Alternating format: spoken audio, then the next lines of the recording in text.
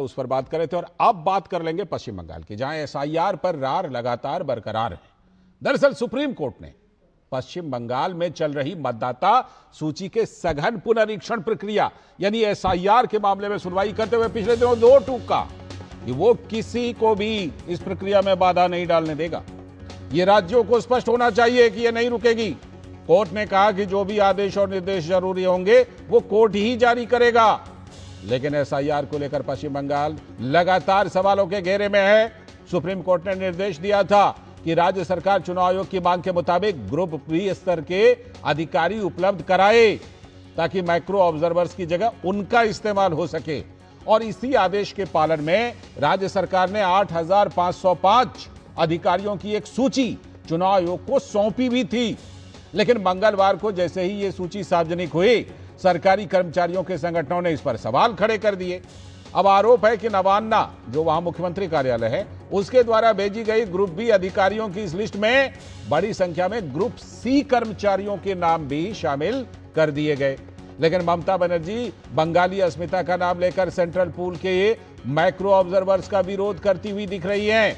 सबसे बड़ा सवाल तो लॉजिकल डिस्क्रिपेंसी को लेकर टीएमसी ने लोगों के बीच भ्रम फैलाने की कोई कसर नहीं छोड़ रखी है। लेकिन हकीकत क्या है? हकीकत यह है कि एसआईआर सुनवाई के दस्तावेजों में मिली अजीबोगरीब जानकारी मिली है। एक उदाहरण लीजिए, मटिया बुर्ज में प्रोजेनी मैपिंग में मिली जानकारी में एक महिला 26 दिन के अंतराल में 2 बच्चों को जन्म देती है। बताइए, ऐसा वोटर कार्ड में उल्लिखित जन्मतिथि में सामने आया है।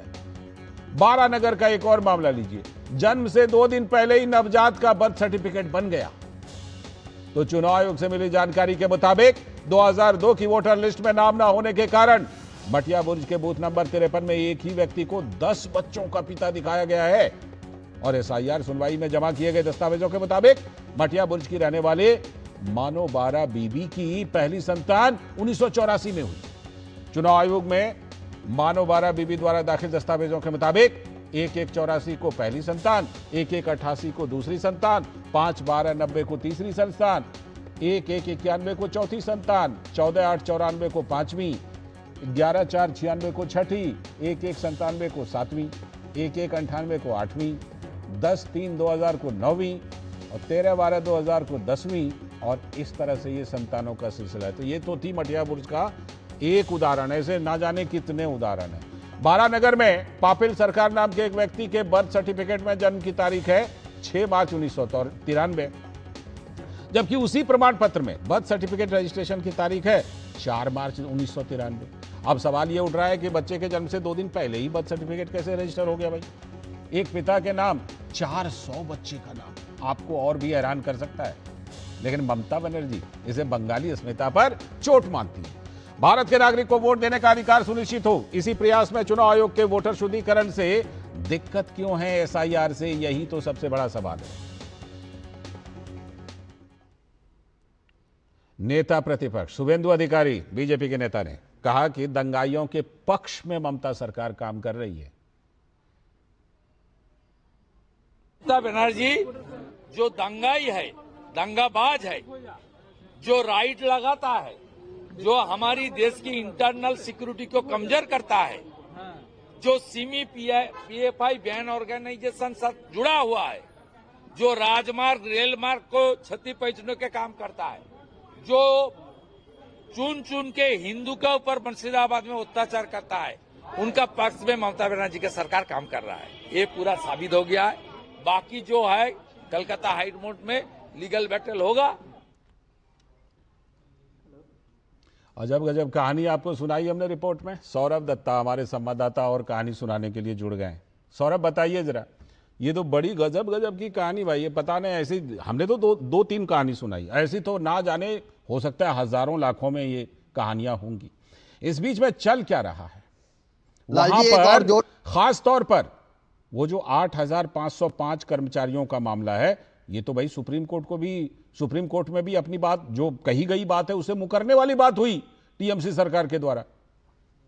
लालजी, एक और जोड़ देता हूं उसके साथ कि पूर्व वर्धमान के मेमारी के रहने वाले अलाउद्दीन शेख, उनका जो जन्म तिथि दिखाया गया है चुनाव आयोग को, उसमें लिखा है XX /XX1987, कोई तारीख नहीं, कोई मंथ नहीं, XX तो ये सारे जो चीज है अभी सुपर चेकिंग चल रहा है, और सुपर चेकिंग के तहत चुनाव आयोग के जो रोल ऑब्जर्वर्स है वो एक एक कड़ी देख रहे हैं। और देखकर पहले ये जो मेठिया बुरुज का जो आपने बताया, मेठिया बुरुज में जो 26 दिन के अंदर 2 संतानों की मां हुए, उसके चलते ये देखा गया कि ऐसा भी हो सकता है कि पिता ने दूसरी शादी किया हो। लेकिन निकला ये कि हर एक व्यक्ति के क्षेत्र में माँ का नाम सेम है, एक ही है, और पार्ट नंबर और सीरियल नंबर भी एक ही है। बुरानगर वाला तो बड़ा ही चौंकाने वाला है, बच्चा जन्म नहीं लेता है उससे पहले ही बात सर्टिफिकेट चला आता है। लेकिन इन सारे बातों को लेकर सुपर चेकिंग चल रहा है, और इसी के चलते कमीशन का, चुनाव आयोग का ये कहना है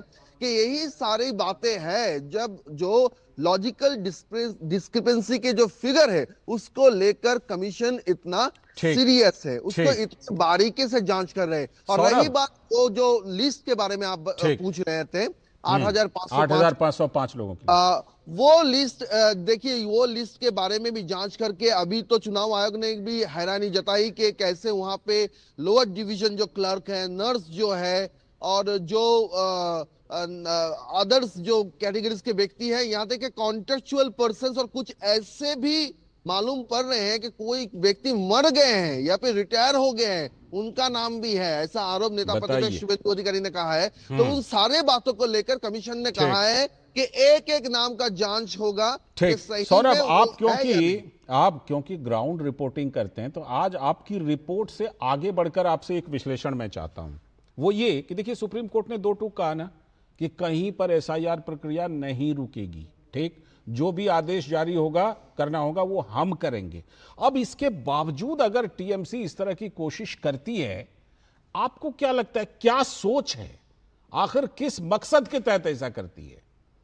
लाल जी, आपने सही पकड़ा। असल में ये माना जा रहा है कि उंगली घुमा के टीएमसी सरकार चाहती है इसको लेके और एक बार कोर्ट पे जाए और प्रोसेस डिले हो। वैसे ही 28 तारीख हो चुका है, 28 फरवरी फाइनल वोटर लिस्ट का पब्लिकेशन का डेट जो 14 था, और भी अगर मामला को खींचातानी किया जा सकता है कोर्ट में, तो कहीं जाके उनका जो असली मुद्दा है, जो पुराने वोटर लिस्ट है, उस पे वोट होगा।